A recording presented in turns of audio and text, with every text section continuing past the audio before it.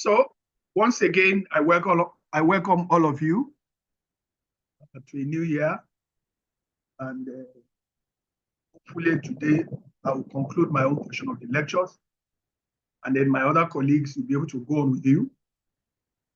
And then sometimes in the course of the remainder of the semester, we will have tutorial sessions where we'll send some questions to you in advance, and then together in the classroom, try and answer the questions so that you'll be guided appropriately on how to answer essay questions, how to answer problem questions.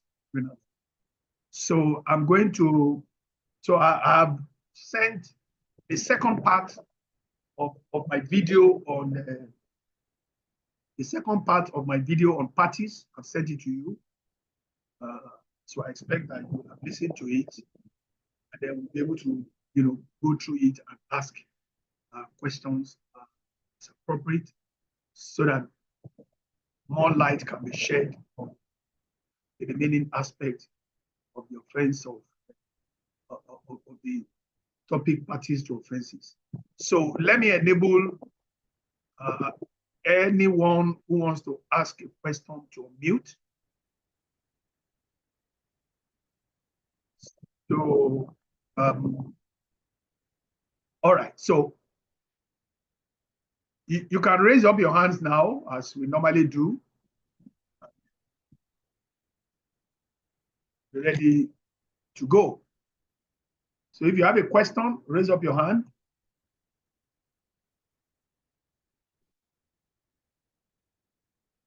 I hope you can hear me. Okay, let me ask somebody to respond. Okay, I've already seen a hand. Adelaja Pelumi, I've enabled you to unmute, so you can unmute. Good morning, sir. So I believe you heard all that I've been saying? Yes, sir. All right. So how are you doing today? Fine, thank you, sir. Good morning. Happy New Year. Same to you. Okay, so your question? Yes, sir. So I have two questions. Okay, The first one. Try and project your voice a little bit more. Okay, so my first question is kind of the difference between Section 8 and conspiracy, because it's kind of sounds very similar. Yeah. So if you can just shed light on that. Okay, great. Yes. The question is, what is the difference between Section 8 and conspiracy? Okay. Of course, we know that conspiracy involves two or more persons who form an agreement, commit an offense, or to carry out an unlawful purpose. That is the classic definition of conspiracy.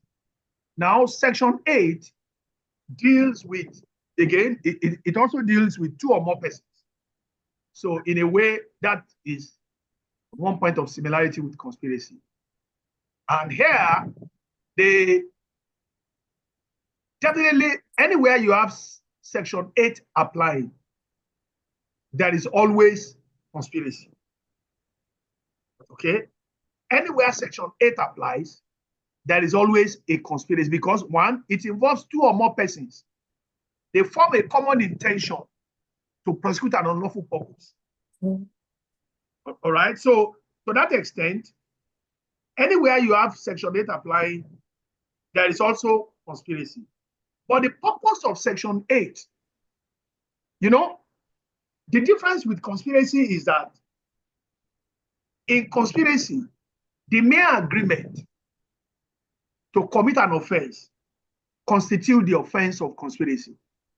But here, the parties have moved beyond the mere agreement to agreeing to carry out the offense in conjunction with one another.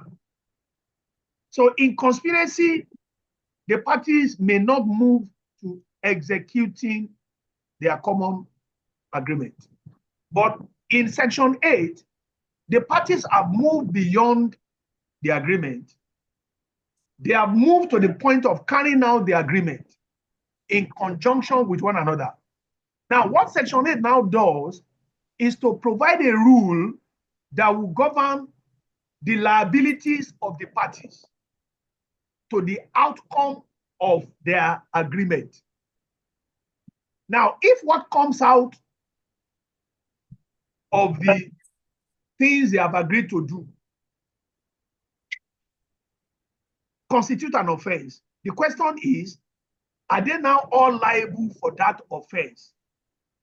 Section 8 is focusing on the outcome of the agreement and whether the parties can all be liable for the outcome, provided that they have a common intention to carry out an unlawful purpose in conjunction with one another. Because parties may form an agreement. For instance, 3 people may agree to go and steal. There is a conspiracy there, okay? Because there is an agreement to carry out an unlawful purpose, which is to steal. And in that agreement also, it may be clear to them that, look, we are not armed robbers. We are only going to steal. Okay? Now, if one of them now carried a weapon, maybe one of them has a gun in his possession that the others do not know. And in the course of the stealing, he now brings out the gun and kills the people from whom they were attempting to steal. The others are not liable for that killing because their common intention was to go and steal in conjunction with one another.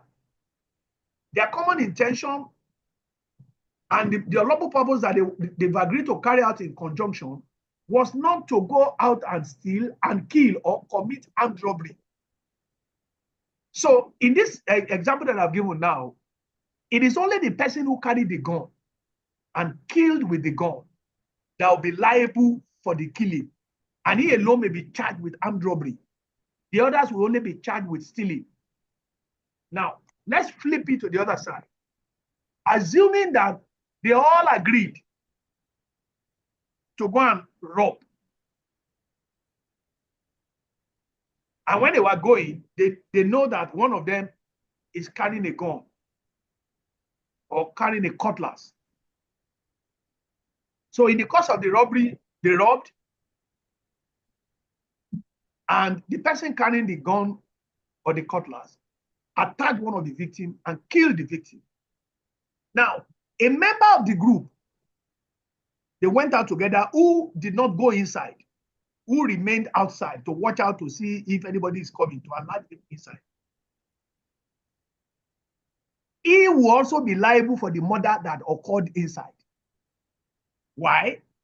Because he had formed a common intention with the others to prosecute an unlawful purpose in conjunction with one another, and the prosecution of such a purpose under Section 8 is of such nature that the commission was a probable consequence. Now, the killing of the victim was a probable consequence of armed robbery. So all of them, all the offenders, including the one that was outside waiting for them, including maybe the mastermind who brought them all together and gave out the gun to them and gave them the address where they are going to carry out the armed robbery. The mastermind that is at home, he was not even at the scene of the crime. All of them are liable for the outcome of the crime. So I used to tell students, and I think I said so in that video, that Section 8 does not create an offense. What it does is to provide a rule for liability where offenses are, where an offense is committed in the prosecution of an unlawful common purpose by parties. So when an offense is now committed, you are now trying to determine, are they all liable for this offense? If this offense is a probable consequence of carrying out their joint common agreement, then all of them are liable. A probable consequence of armed robbery is that somebody may die. So if you go out armed with guns, cutlasses, with machetes, and in the process of robbing, of carrying out the robbery, one of the victims tried to prove smart, tried to overpower one of the armed robbers. so that he will hand him over to the police. And one of the other shot, killed him. All of them are liable for the murder. That is what Section 8 is about. Like I said, Section 8 does not create an offense.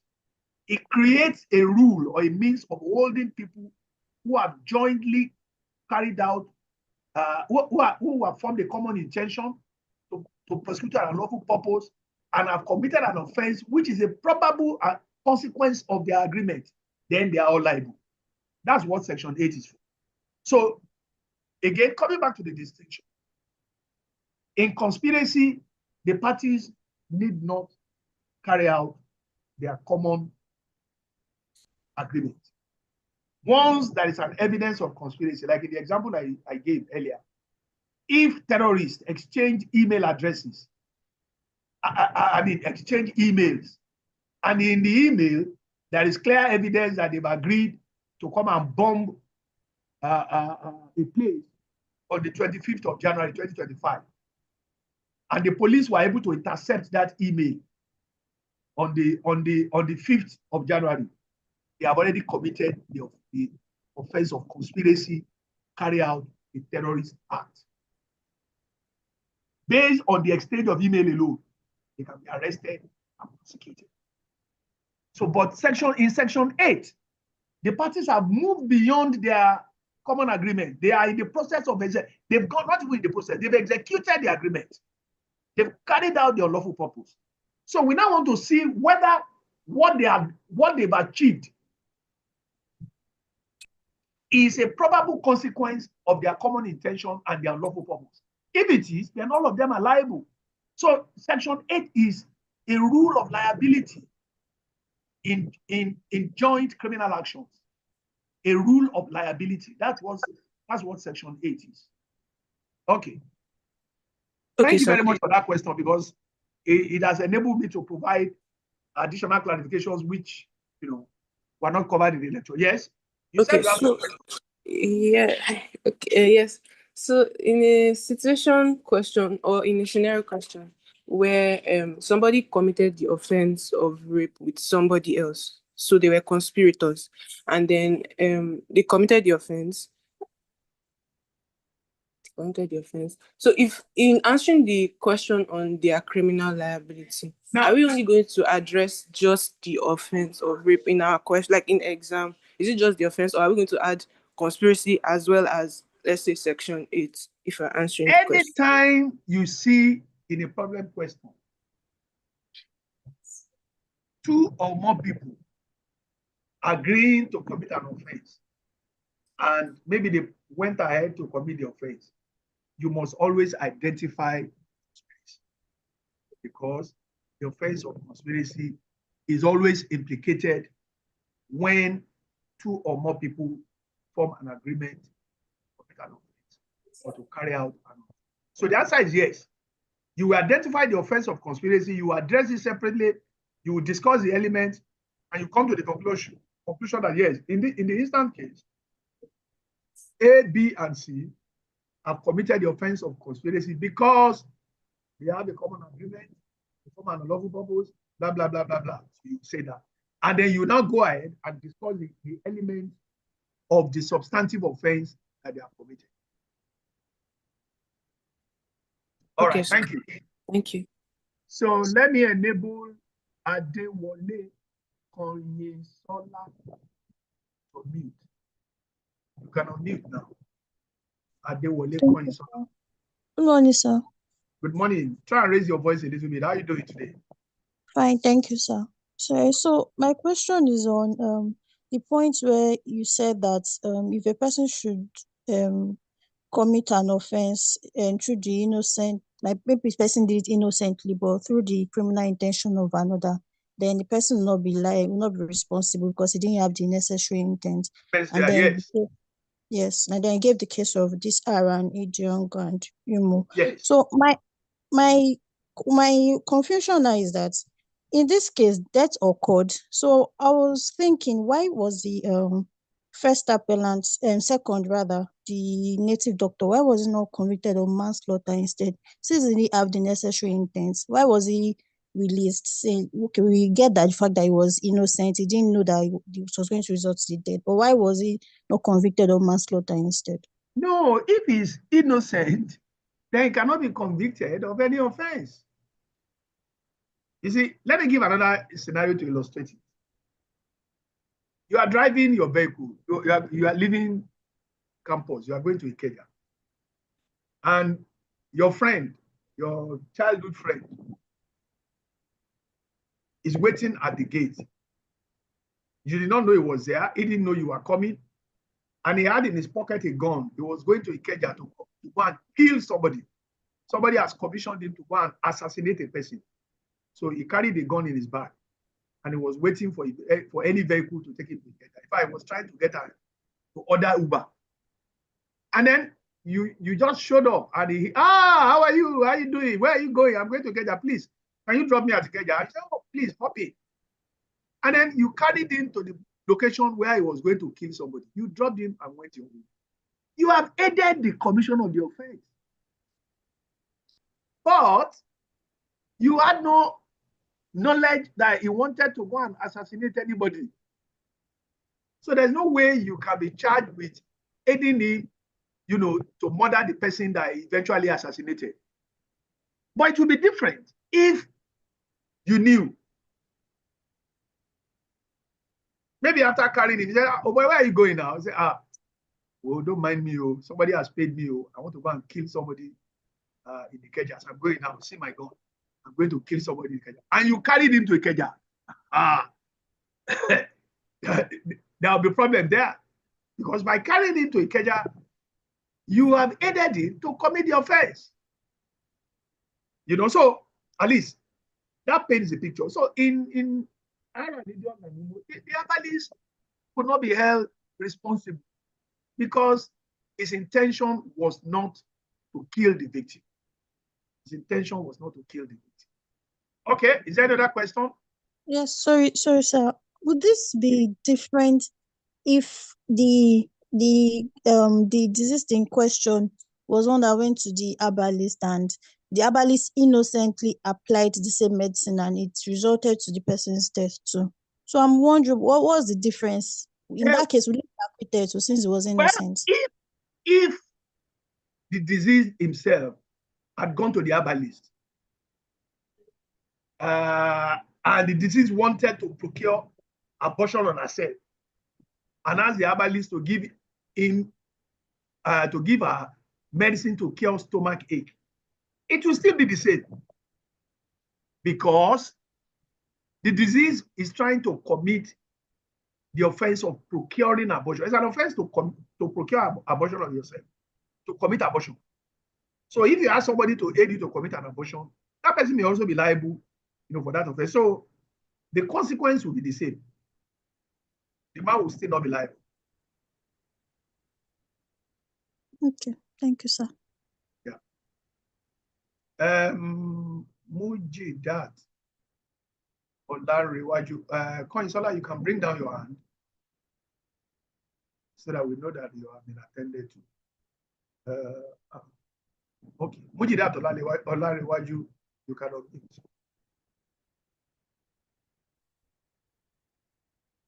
Go ahead, Mujidat. Good morning, sir. Can you hear me? If you can speak a little louder.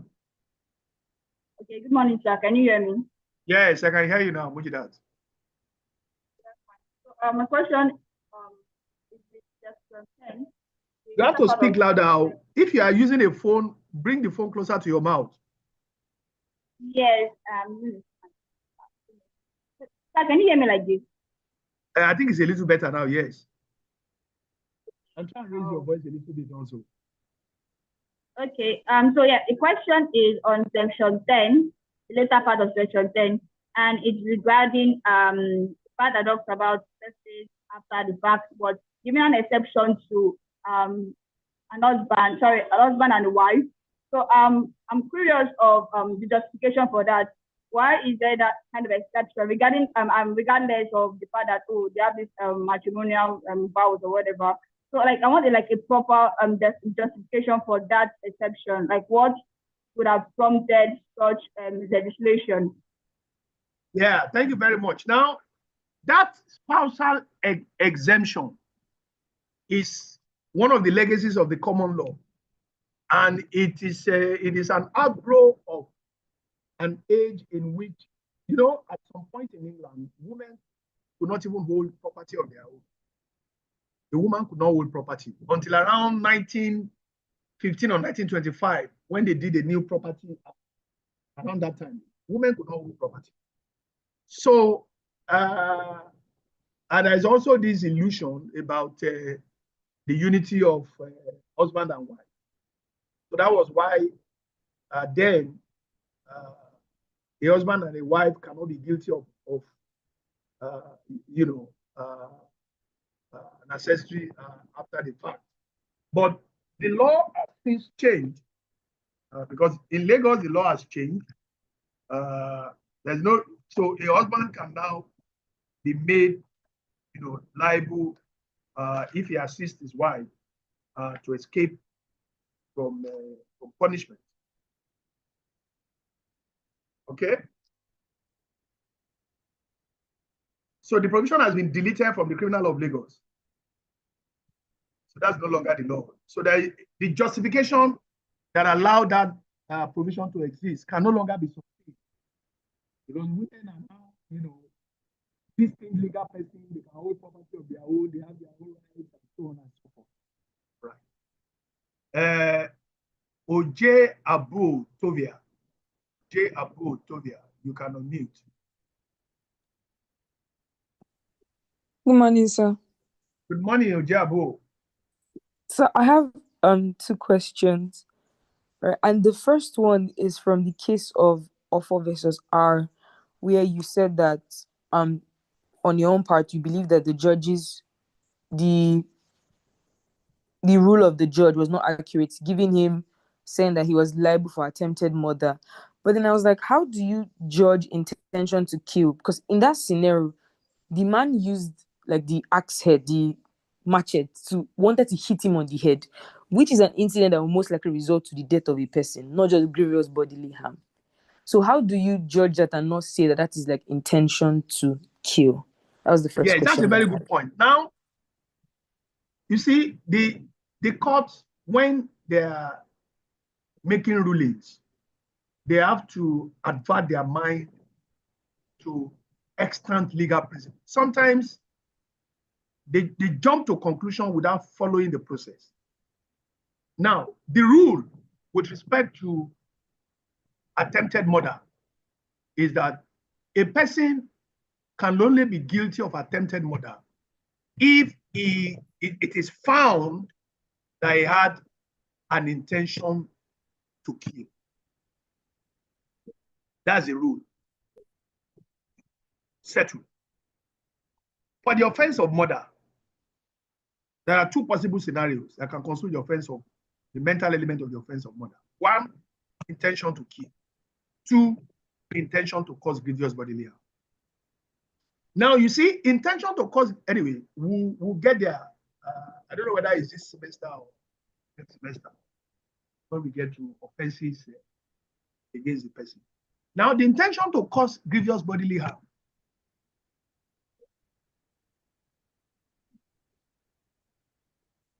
Where death occurs, it's not a direct intention, like in case of where you can clearly express an intention to kill.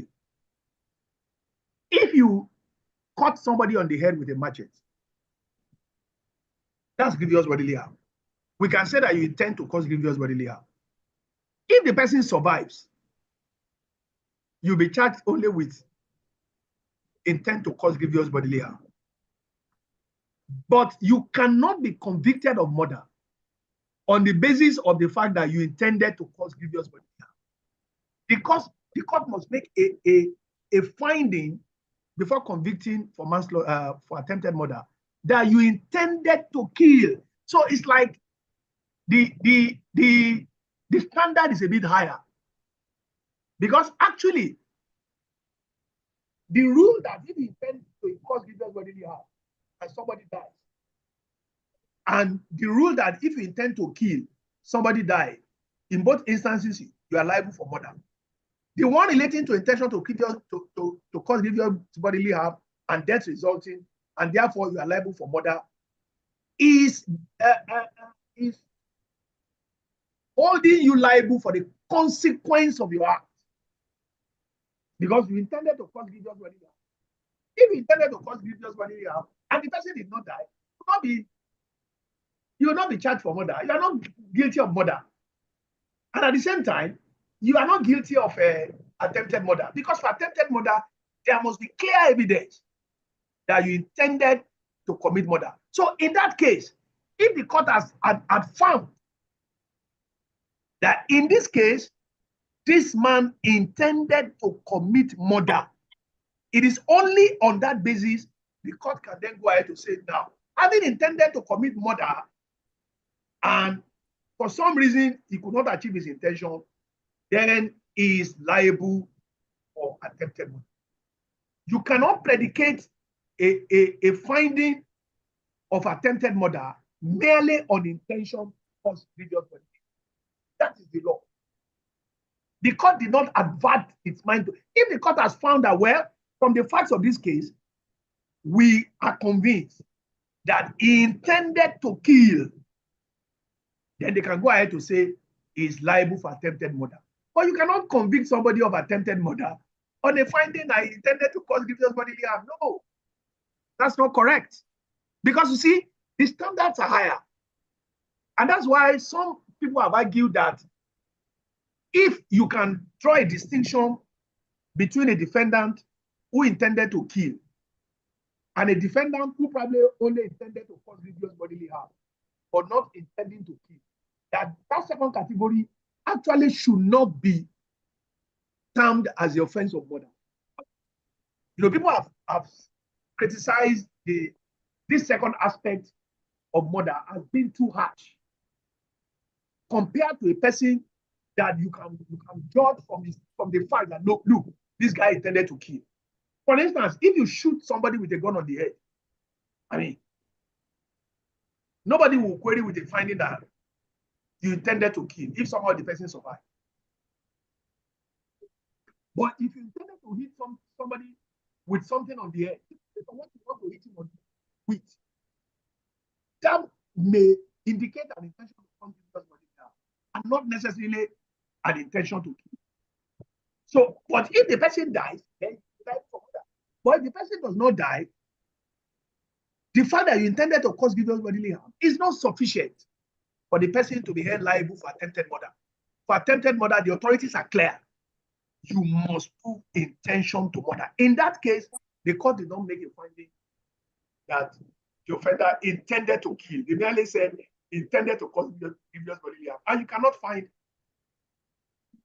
you cannot make a finding of attempted murder based on that. Yes? Your second question. Yes, sir. The second question is from Section 80 of the Penal Code. And yes, when I heard that, I was thinking what exactly was the point of Section 80? Because even when you were explaining from the Criminal Code and the criminal laws of Lagos State, you already mentioned that even if there's no specific provision for that, and that's already something that would occur even if there's no specific provision. So what exactly was like the point of it being specified in Section 80? Well, you see, Section 80 has its own value. And if you remember from the video, I said Section 80 actually captures, the event that occurred in R and Ofo. Okay? Their own Section 79 is the Penal Code Section 79 is equivalent of Section 8. Now, yes, there is no equivalent of Section 80 under the Penal Code.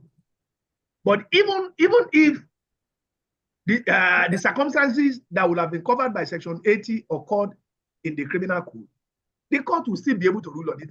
Okay, what Section 80 is saying is, whenever which is criminal, by reason of it being done with a criminal knowledge or intention, is done by several persons. Each of such persons joins in the act with such knowledge or intention. Each of such persons joins in the act. Sir, I can't really hear you. Okay, let me take that again. Okay. Hello, can you hear me now? Yes, sir. Okay, section 80. It says, whenever an act which is criminal by reason of its being done with a criminal knowledge or intention is done by each of such persons who joins in the act with such knowledge or intention is liable for the act in the same manner as if the act was done by him alone without knowledge. Now, here, unlike in the cases of common intention, section 8 and 79, in that one, the people form a common intention to carry out an unlawful purpose in conjunction with one another. So, like I said earlier, at the foundation of that is a conspiracy.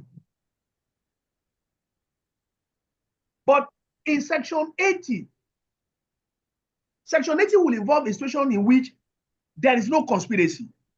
And usually this will happen if something, in cases where something happens spontaneously. Now, like in the case of Aranofo, a man was agreed that somebody committed adultery with his wife. So together with his father, they went to the village of the adulterer. You know, in under customary law, if somebody commits adultery with your wife, you can ask him to pay damages. Even under the Matrimonial Causes Act, you can sue for divorce if your wife commits adultery or your husband commits adultery, and sue him for damages. Because by committing adultery, they have trespassed on your property. Okay? So they went to the village of the adulterer to complain and make a case. Now, the adulterer and somebody who is supporting him in the other village, it's like they now had a meeting in the other village.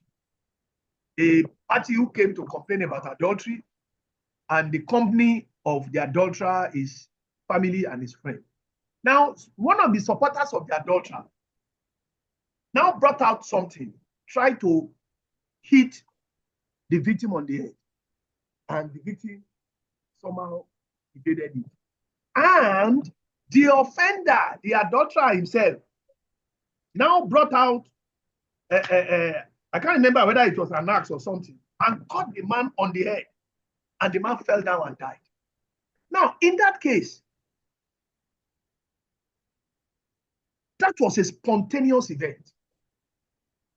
There was no agreement, there was no evidence of any common intention between the adulterer and his brother to go out and kill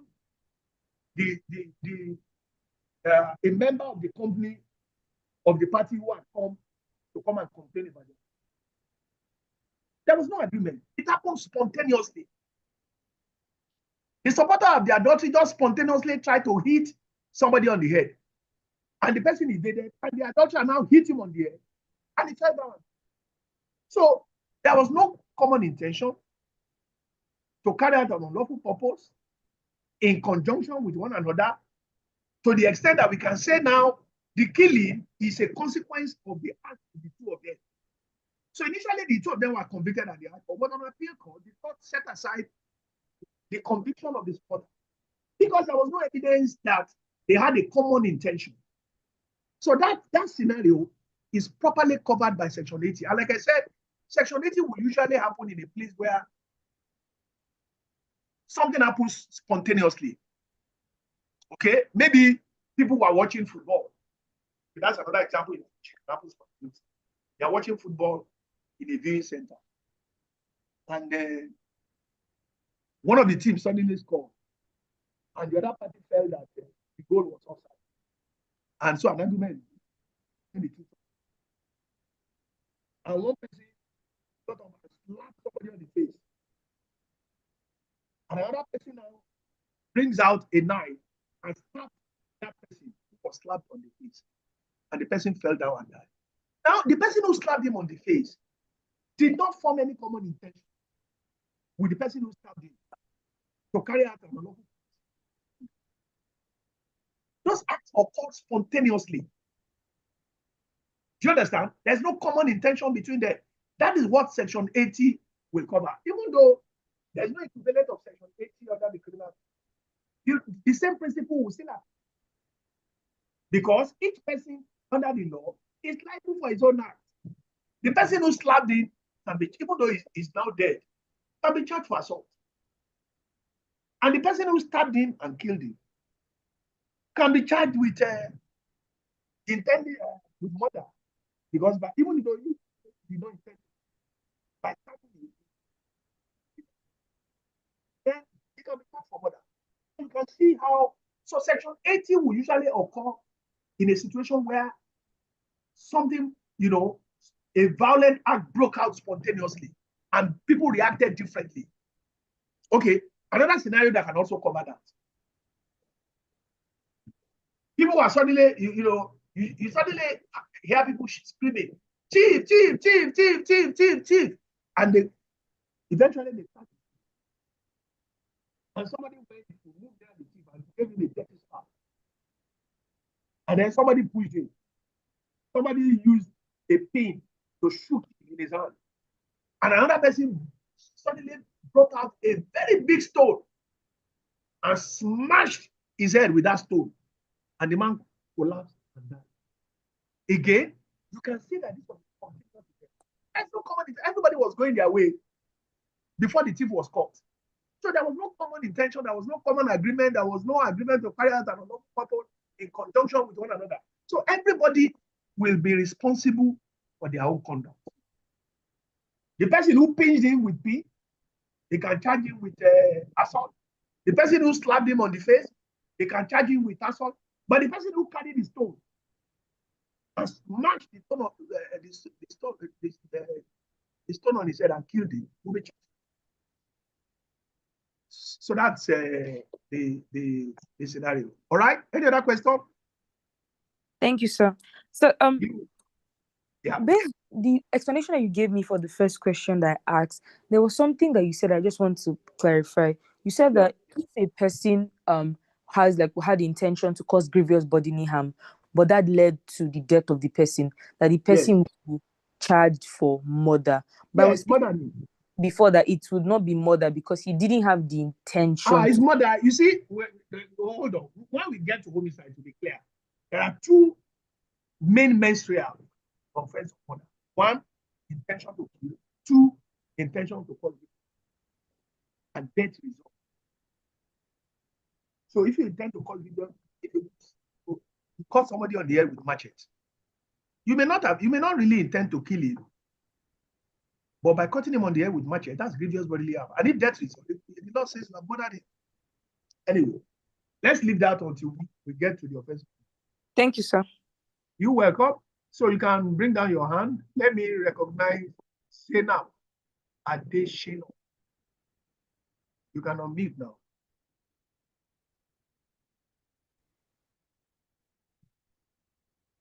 You can unmute. Good morning, sir. How are you doing, Zainab? I'm very fine, sir. Right. So my question is with regards to accessory after the fact.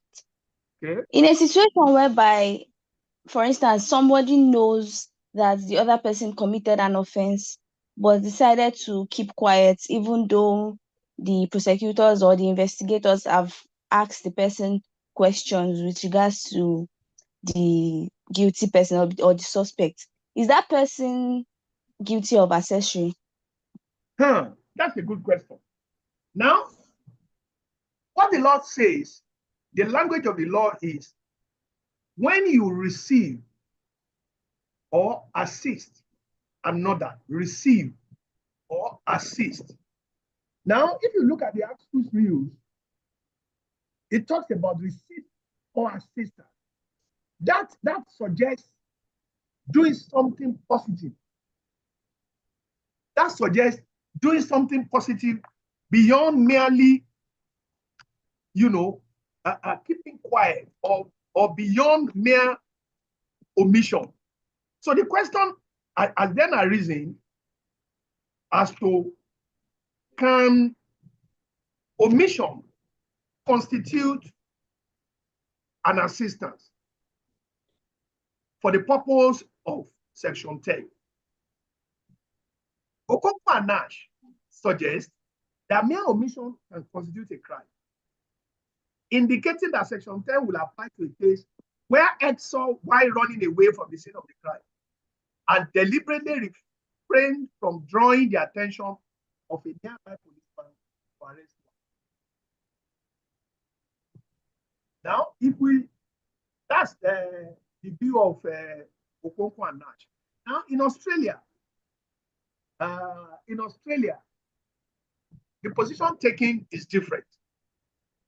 The position taken in Australia, in the case of R versus Reddy and Money, is that a person is not an accessory after the fact unless he does something positive to assist the principal offender. This position, in my view, appears to be in accord with Section 10, because Section 10 talks about receipts or assists. That suggests doing something positive. Okay? It suggests doing something that is positive, not just an omission. So that is, there's no direct authority on it in Nigeria, but that appears, in my view, to be the position. Because how do you interpret receipt or assist as an omission? But one cannot completely foreclose the possibility of an omission constituting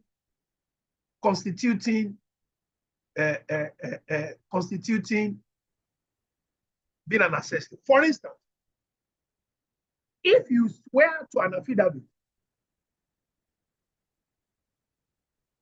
that you did not see the offender, or you give a testimony that I never saw the offender running away from the scene of the crime, and somehow the prosecution later had evidence to show that you saw the offender running away from the scene of the crime. That evidence, well, that wouldn't even amount to an omission. It's a positive act because you have stated that you did not see. Okay? You are asked, did you see Mr. A running away from the scene of the crime at around 8 o'clock? Maybe the mother occurred at 7:58. And immediately they ask you, did you see him running away from this? Yeah, I did not see him. That is even not an omission because you have stated something positive. We cannot completely rule out a situation in which the court may interpret an omission as constituting an aid, an assistance. Because an omission can constitute an assistance. So, although I tend to agree with the Australian position, but at the same time, I think we cannot completely rule out the fact that an omission may constitute an assistance. All right. Zainab, you can bring down your hand once your question has been. Who is Harry Life? We don't know who Harry Life is. You have to change to your name. Okay? Change to your name, then I will recognize you. Odunlami Remilekun, you can unmute. So Harry Life, change to your proper, amend it to read your name. Go ahead, Odunlami. Good morning, sir. Good morning, Odunlami. How are you doing? I'm fine, thank you, sir. So, some of my questions have actually been answered, but I want to ask about, you talked about how offenses has been changed to unlawful purpose. So I want to ask that, how unlawful purpose has been changed to offense? Oh, I thought I saw it has been, okay. But what is the meaning of unlawful purpose? That's what I want to know. How does it different? That's what we are saying now. That when you say, unlawful purpose, that may not, accurately describe the fact that it's an offense that we have in mind. Okay? So, because unlawful purpose, something that is simple. Sorry, sir, I cannot hear you. Your voice is fading away, sir. Yes. Okay. It could be the internet at your end. So can you hear me now? Yes, I can hear you, sir. Yes, I said that the phrase unlawful purpose has been changed to an offense. And the reason is that when you say unlawful purpose is wide, and it may include something that is a civil liability. So the idea is the focus should be on what constitutes an offense. And that's why it has been changed to an offense. Okay? Okay, sir. Thank you, sir. So my second question is about R versus Ukwe. You said that R versus Ukwe, UKPE. Okay. Yeah. You said that they could not be convicted for jointly, like you said that that's the section 8 cannot apply to the case because of the act is severally, not jointly. Yes. What is the meaning of severally, sir? Severally means you can do it on your own in this context. When you say something is jointly, you must do it together. But if you use the word severally with reference to a group of people, it means each of them. And if it means each of them, then where is the element of joint action for the purpose of Section 8? So do you understand now? Yes, sir. Thank you very much, sir. Okay, last question, sir. This is just not, it doesn't really like apply to the topic, but I just want to ask in case of like test or exam. Should we always like make reference to the penal code as well as the criminal code in like why not? If we have referred to the penal code in the lecture, why will you not make reference to it? We are studying Nigerian criminal law, not Southern Nigerian criminal law or Lagos State criminal law. Because it's criminal law. That's why we make reference to penal code as much as we can. Although what you will find is that the people in the north, when they study criminal law, I believe they must be making reference to criminal code as well. But they are... Sir? Sorry, I did not hear you, sir. Yes, I said whenever we refer to the penal code in our lectures, it's because the provisions are relevant, or maybe there's a slight difference. A slight difference. We also expect you to be able to make reference to penal code in the exam, so far as we have referred to the provision in the lectures. Oh, okay, sir. Thank you. Bye. Thank you. Bye-bye, sir. You can bring down your hand. Okay, I think you have brought it down already. Unwogba Samuel Stephen. How are you doing, Unwogba? Hi, sir. Good morning, sir. Happy New Year. I was going to say that we have not heard Unwogba's voice. Sorry, sir. I was on the way. I wish you the best, sir. Okay.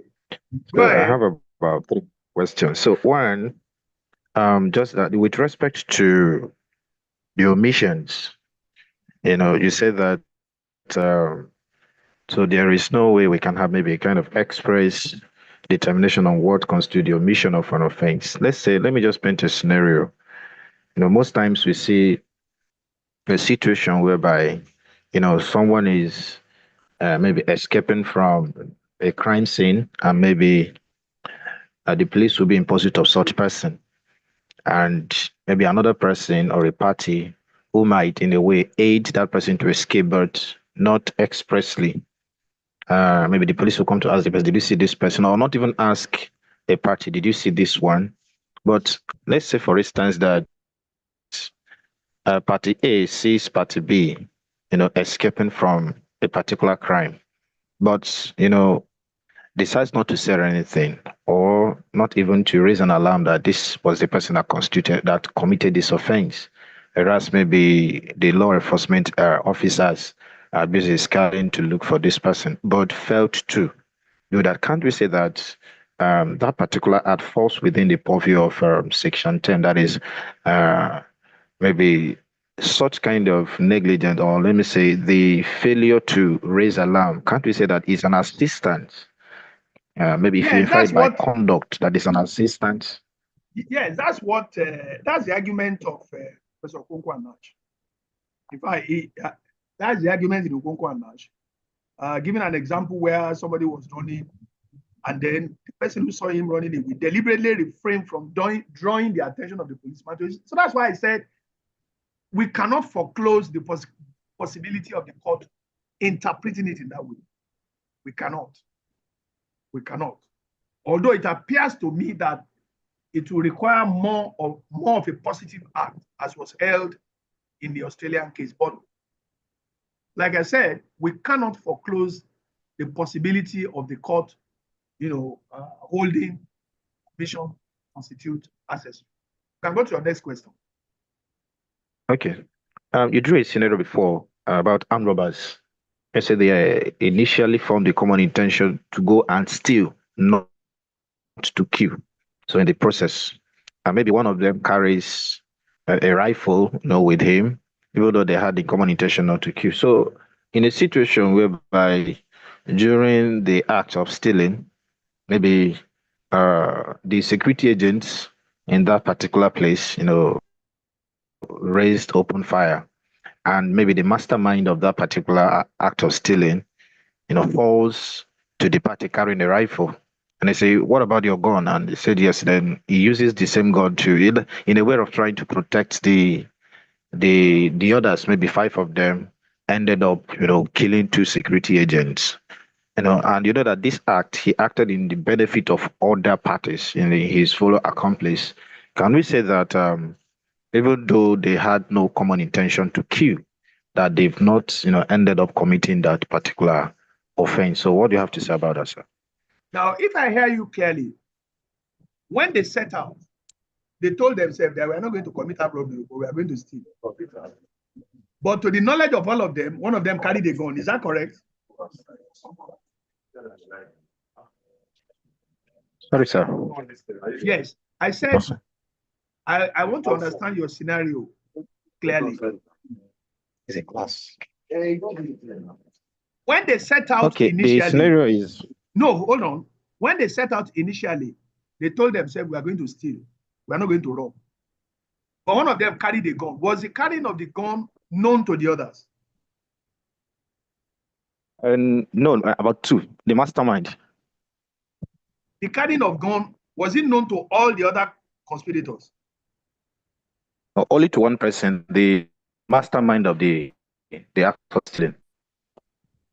Okay. It was not known to all the others.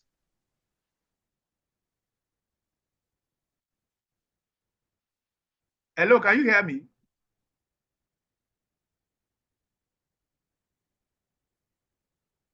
I can't seem to.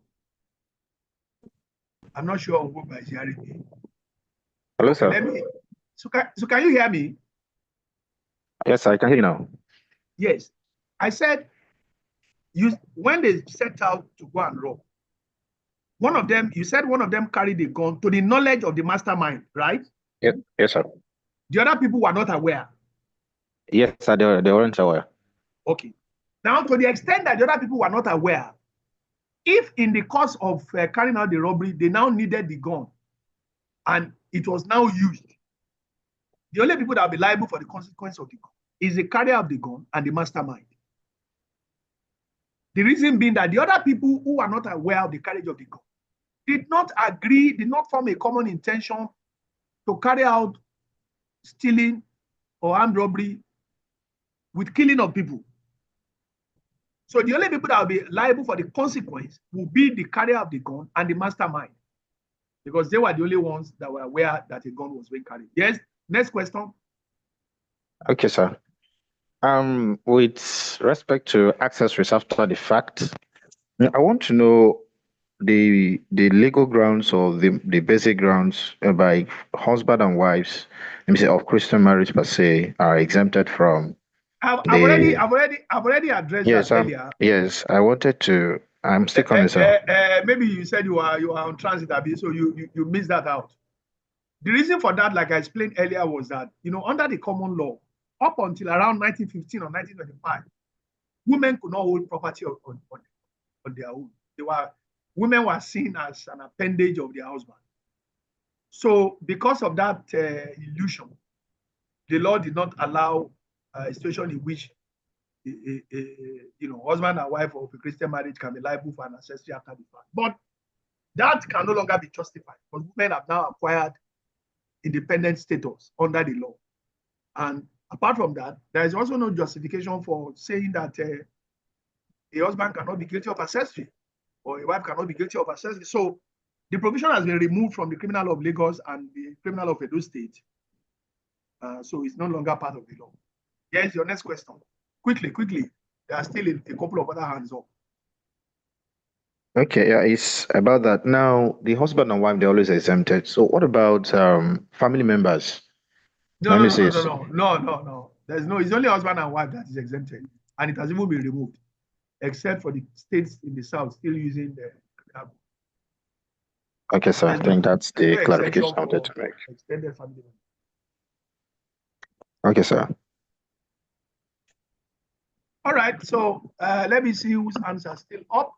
Tayo Adekunle, you can unmute. Good morning, sir. Good morning, Mr. Tayo. Yes, Happy New Year, sir. My question is on instigation for the purpose of entrapment. Yes. During the holidays, there was an issue that broke out on social media involving a DJ and her husband. So the DJ alleged that the husband had been having immoral affairs with minors and all that. But in one of the videos that the DJ posted during the whole melee, in that video, the husband was seen apologizing to one of his victims, and the DJ was also there.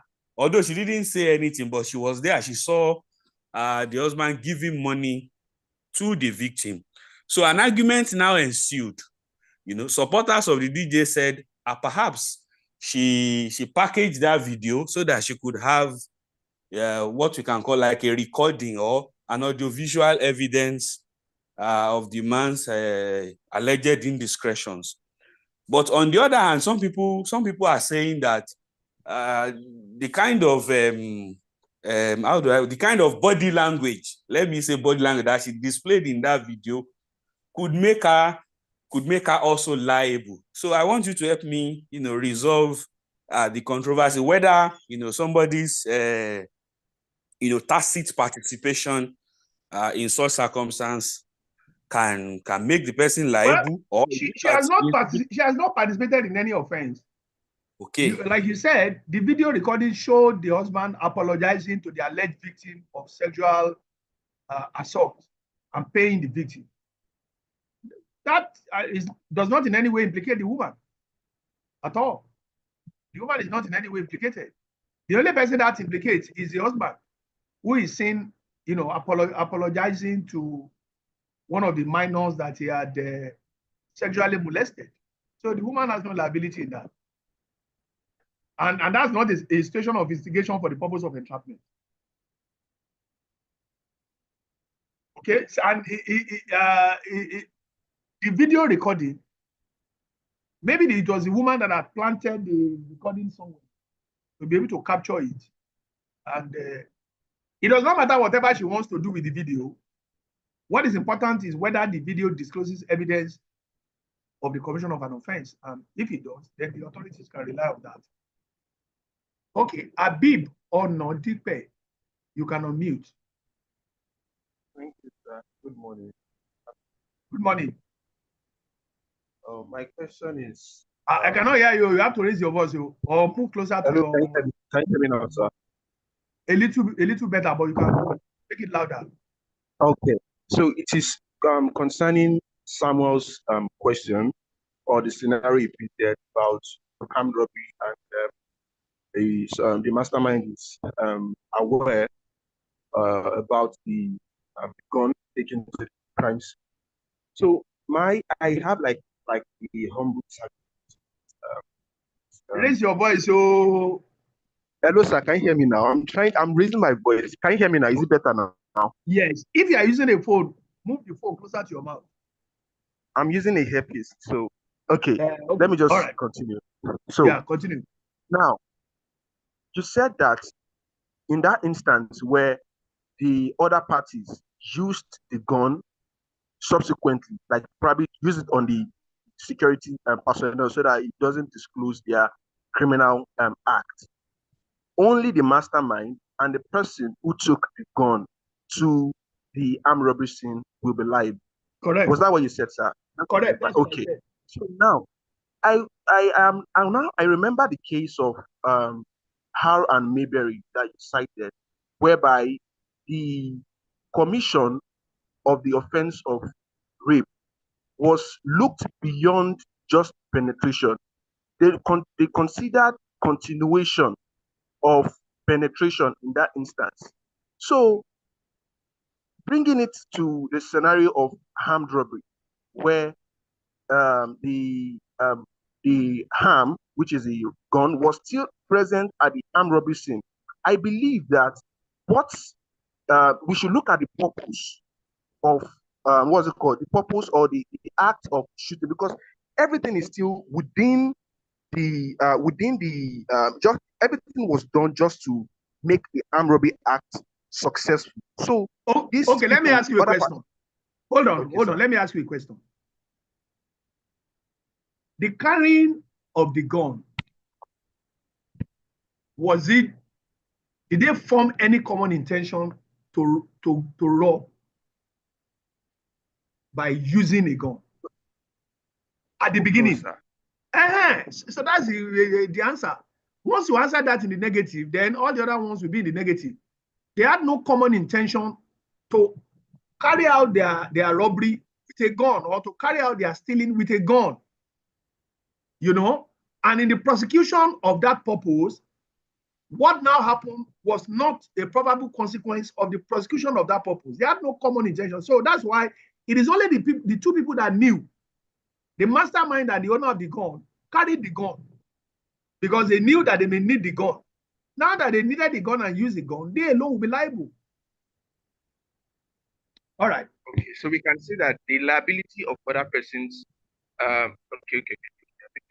Yeah, I wanted to the say other that people will be whether liable the liability for their agreement to go out and to go and steal now. and still. Yeah, they'll be liable for that, but not liable for the murder that they see. All right, Okay, thank you. Additional Kehinde or mute. Abib, you can bring down your hand. Good morning, sir. You know, Good morning, sir. morning, Kehinde. Yes, sir. My question is on accessory after the fact. So a case happened where is a case of rape. A young girl was raped by her uncle. She was sent to live with her.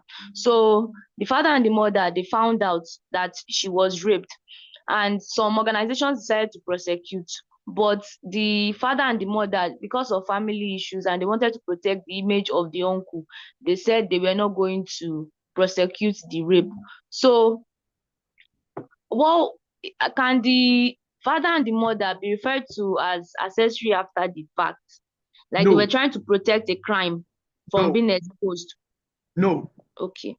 Why, Unless sir? they are taking deliberate steps to hide evidence or to destroy evidence or to take any other steps to protect him. Whether they want to prosecute the case or not, it does not matter. The state will charge the man to court and they will be sued. They will issue a subpoena to bring them to court to come and testify. So the fact that they say we don't want to testify, it doesn't matter. If there is other evidence that the uncle raped the child, the prosecution can go ahead and then bring them to court to come and testify. And if they lie, then they will be charged with perjury. So that's not the problem at all. All right. Okay. So there's no issue of accessory after the fact at all. No. Unless they've done something deliberately Okay. to enable him to escape punishment. For instance, if there is any evidence that maybe the lady young girl was able to, keep some. I can't hear you, sir. I can't hear you, Yes, sir. I didn't hear that. I said, unless they have done anything deliberate to aid him to cover up the crime. In the absence of that, the mere fact that they were showing unwillingness to prosecute to enable prosecution is not an act of assistance. All right. Thank you, sir. Goodness, Udo, bring down your hand. Additional kind. Goodness, Udo, you can unmute. Okay, good morning, sir, and happy new year, sir. Yes, So sir. my question is, thank you, sir. So my question is like, I got this question came to my mind when the person that was asking about instigation. So I know that you've taught us that instigation is usually, it relates to a policeman, but is it possible that somebody maybe in like that lady that our classmates that my classmates talked about, is it possible that it can, actually, I'm asking that you would explain how it relates to me, no, not me, another person who is suspicious of another person and tries to like form up a scenario to trap the person as that lady did. So can it by any means apply to someone who's not a policeman? Instigation does not have, usually it applies in relation to these officers. But if somebody knows that somebody has been committing an offense and try to instigate him to commit an offense for the purpose of getting evidence to give to the police, the same rule that applies to the police will also apply to him. If the person is in the, for instance, if you know that this guy who works in the hospital, anytime people go to the hospital, he asks for bribe in order to help them fast track the processes in the hospital so that they can see the doctor quickly. And you know about that, and you want to obtain evidence against him, and you are not sick. You now get somebody to follow you with a video camera, and you pretended as if you want to see the doctor, and the guy demands a bribe of 5,000 naira so that he will take your file, jump the queue, and take you straight to the doctor. Now, that's instigation for the purpose of entrapment. But it is allowed in this instance because the offense is laid on the man. That's what he does anyway. And you only try to use that as evidence against him. But the important thing is that it is the same rule that applies to law enforcement officers that will apply to any other private individual. And the private individual has to be careful. Otherwise, he himself may be charged with committing an offense. You know, himself may be charged with committing an offense. When you want to instigate the commission of an offense, you have to be careful. Otherwise, you yourself can be charged with attempting to commit the offense. As we saw in the case of, there was a case that illustrates that.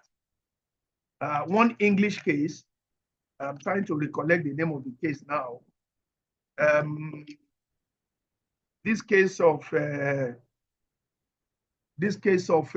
Smith. Aaron Smith.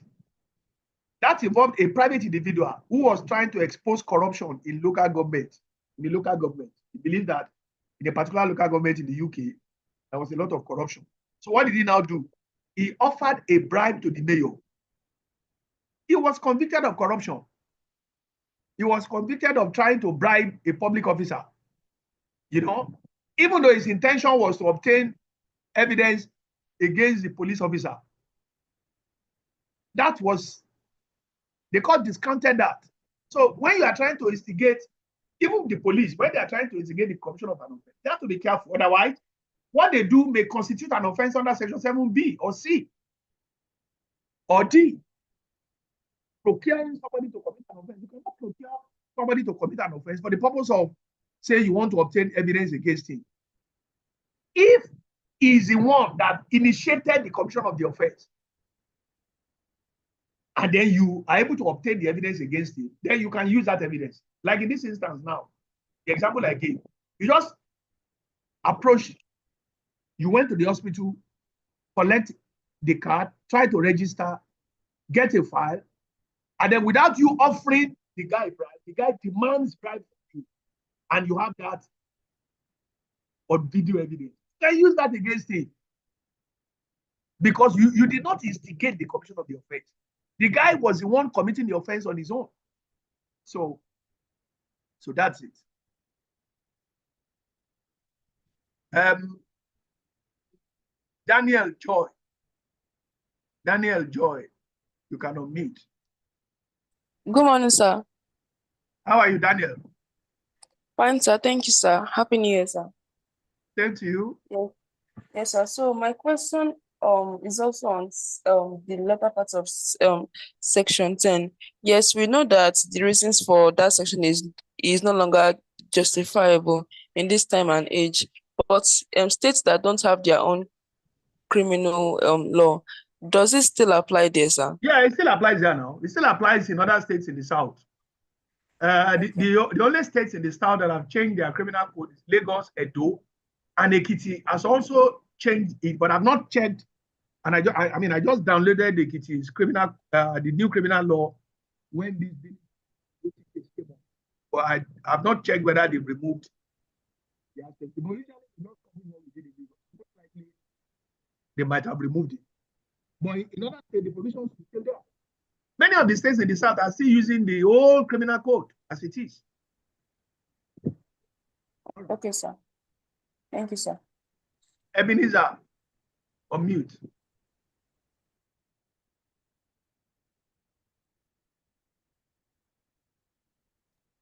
Good morning, sir. How are you doing, Ebenezer? I'm very well, sir. Thank you, sir. Actually, I just want to make reference to the question that was asked by Faustina, and then the later argument that was tendered by Habib. So I want you to make a clarification between armed robbery, housebreaking, and stealing, because when we get to the offense of property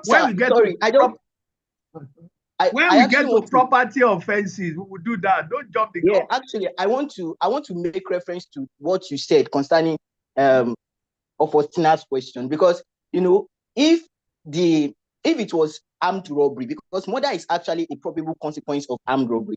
So can we actually say that? Can we actually say that in an armed robbery where one of the parties actually kills a person, then the other parties will not be liable for murder in that instance? Because in the case of Ebenezer, hold on. Okay, sir. Before the other parties will be liable, you apply section 8. First of all, ask a question. Do they have a common intention to prosecute an unlawful purpose? And in the prosecution of an unlawful purpose, they did an act which is a probable consequence of their purpose. If their purpose is just to go and their purpose is to go and steal, and they make it clear to themselves, we are not going to rob anybody. We are going to steal. And one of them carried a gun with the knowledge of the mastermind. The other people did not carry a gun. Like the question I asked earlier, was there a common intention to use gun and to kill? The answer is no. No, because it was stealing, not armed robbery. Yeah, they didn't intend to go and so killing is a consequence of armed robbery. If they were all armed at the beginning, they knew they were going to rob at the beginning, and one of them had a gun. And in the process of the robbery, and I also gave an example, even the mastermind that did not follow them, that was at home, waiting for them. And one of them at the scene of the robbery now brought out the gun and killed one of the victims. Even the mastermind at home is liable for the killing. Do you understand? Yeah, I understand. Because the killing is a probable consequence of carrying out their common intention. But in the example that your classmate gave, there was no common intention to go and commit armed robbery. So the people who had the common intention, the only two people that had the common intention to commit armed robbery, if possible, if the occasion demand, is the one who carried the gun and the mastermind. In the example that your classmate gave. So the initial agreement in this case was stealing, not like they were going. It was not like armed robbery. That's the distinction I wanted you to actually clarify. So it was not armed robbery, so stealing. Yes. Okay, thank you, sir. But if they are trying to all go to commit armed robbery, and one of them carried a gun, and they all know he carried a gun, then they are liable. Yeah, thank you, sir. Okay. So, Ridwan, your hand is still up. Do you still have a question?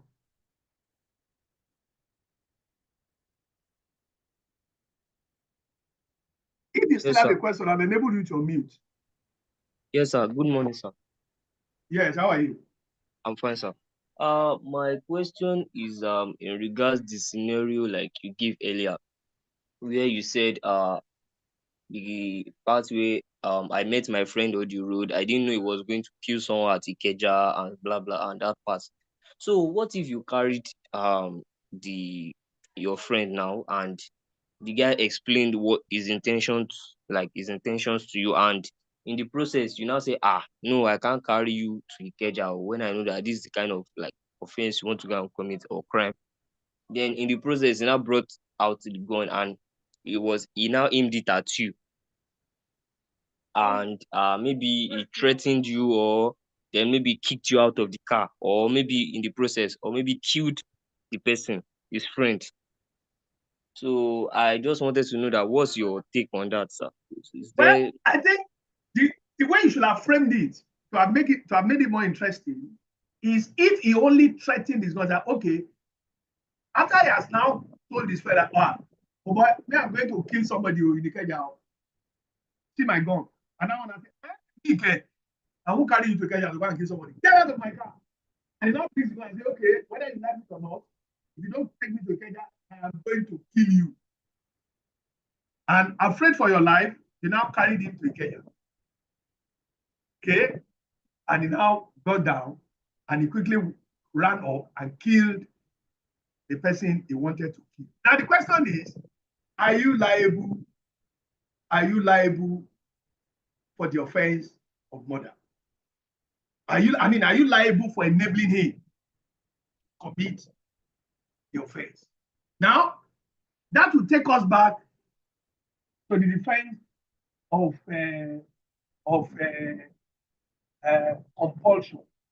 Now, in this case, the guy threatened to kill you if you do not do carry him to where he was going. Okay? He threatened to kill you. The threat is a threat of instant or immediate death.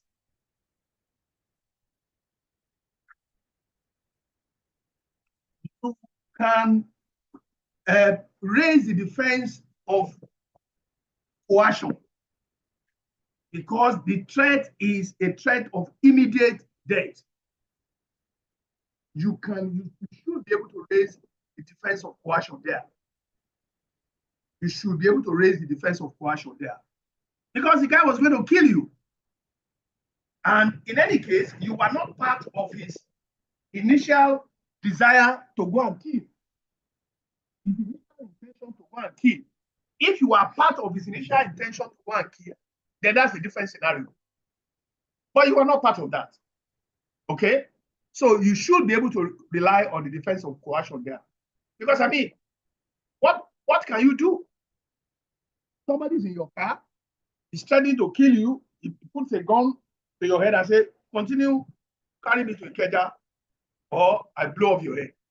What will you be expected to do in that kind of a scenario? Right. So I guess, okay, I think I've seen a new hand. Adekomi, you can ask you can unmute. Okay, sir. Good morning, sir. How are you doing? I'm fine, sir. So my question is about this instigation for the purpose of entrapment. And I used to watch movies that police officers would maybe disguise, or they say they go undercover and they would like maybe go and catch a thief or mostly robbers. And I want to ask if that is under instigation for the purpose of entrapment, or it's under another thing, because they could be like in that situation for months and a very long time. So is that not like maybe overboard? Sorry. Yes, the police are allowed.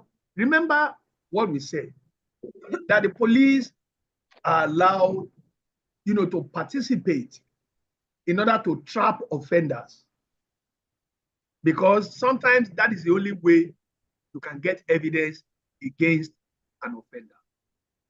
But in doing so, they themselves must not commit an offense. If they do, they can be charged with the offense. If they do, they can be charged with the offense. So, if what they do is merely to provide an opportunity and temptation to commit an offense, then that's okay.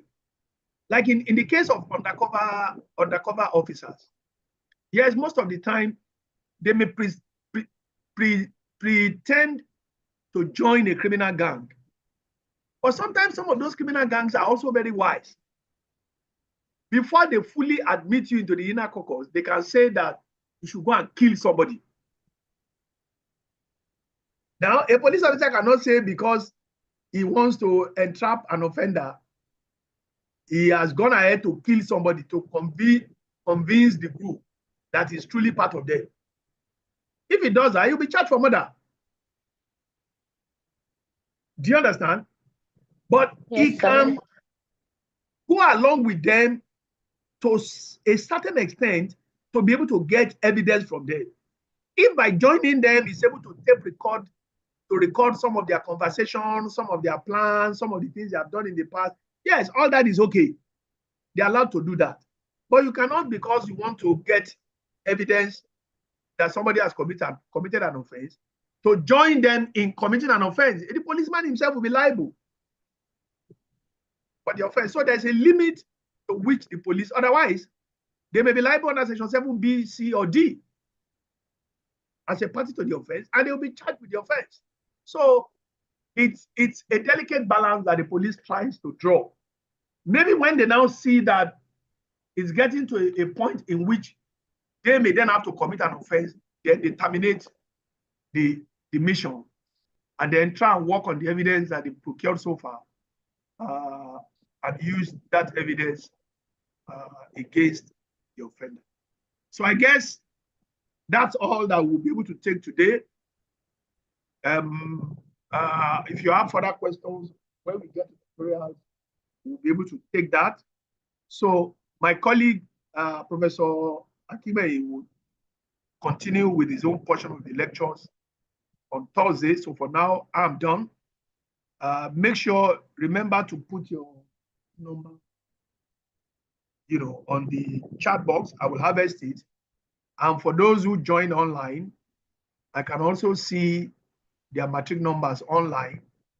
I will harvest that as well and join it to, I think we only have 2 people who joined us online, Olatoye Nifemi and Edu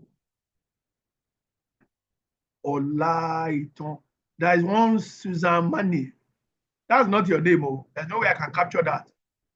If you joined on YouTube, you better type your name and your matric number. Okay? So thank you very much. We'll still see sometimes in the course of the semester, maybe when we come around to have tutorials. Okay. All the best rest of the semester. God bless. So let me just harvest the attendance now.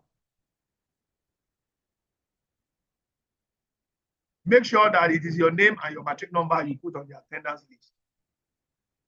Otherwise, I will not be able to capture it. Okay? Bye.